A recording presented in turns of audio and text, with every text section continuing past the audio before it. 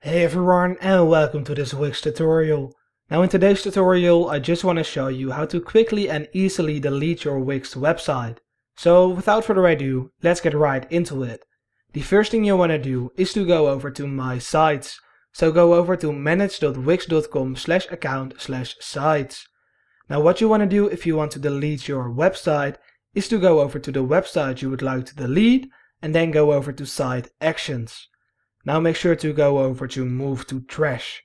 It will then ask you if you really want to move your website and the name of your website to trash. Once moved to trash, your site becomes unpublished and can't be edited. So click on Move to Trash if you really want to continue, and then give Wix some time to actually delete your website.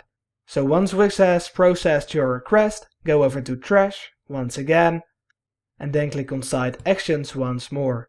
Now the last and final thing you want to do is to either click on Restore Site or click on Remove Site. Then just click on Remove. However, I won't do this because I don't want to actually remove my website. So I will just go over to Restore Website and click on Restore. And that's how to delete your Wix website quickly and easily. Please comment down below if this worked for you. Also consider leaving a like. And with all of that being said, if you do have any questions, please feel free to ask me in the comments down below as well.